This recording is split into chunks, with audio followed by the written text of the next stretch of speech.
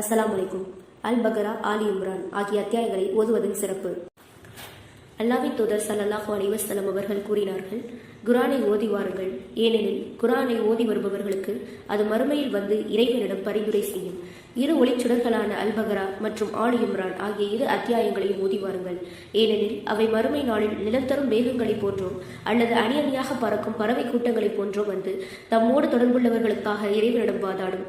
அல் பக்ரா அத்தியாயத்தை ஓதி வாருங்கள், அதை கையாள்வது வளம் சேர்க்கும், அதை கைவிடுவது இழப்பை தரும். இதற்கு வீணர்கள் சக்தி பெற மாட்டார்கள்.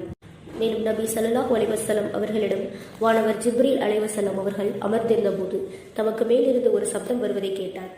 அப்போது வானத்தை அண்ணாந்து பார்த்தார் ஜிப்ரீல் அலைஹிஸ்ஸலாம் அவர்கள், இதோ வானில் இதுவரை திறக்கப்பட்டிராத ஒரு கதவு இப்போது திறக்கப்பட்டிருக்கிறது, அதன் சப்தமே இப்போது கேட்டது என்று கூறினார்கள். அந்த கதவு வழியாக ஒரு வானவர் இறங்கி நபி அவர்களிடம் வந்தார். அப்போது ஜிப்ரீல் அலைஹிஸ்ஸலாம் அவர்கள், இதோ இந்த வானவர் இப்போதுதான் பூமிக்கு இறங்கி வந்திருக்கிறார், இதற்கு முன் எப்போதும் அவர் பூமிக்கு இறங்கியதே இல்லை என்று கூறினார்கள். அவ்வானவர் சலாம் கூறிவிட்டு, இதோ இரு ஒளிச்சுடர்களை கொண்டு நற்செய்தி பெற்றுக் கொள்ளுங்கள், உங்களுக்கு வழங்கப்பெற்றுள்ள இது உங்களுக்கு முன் எந்த இறை தூதருக்கும் வழங்கப்படவில்லை. அவை அல் ஃபாத்திஹா அத்தியாயமும் அல் பக்ரா அத்தியாயத்தின் இறுதி வசனங்களுமே ஆகும்.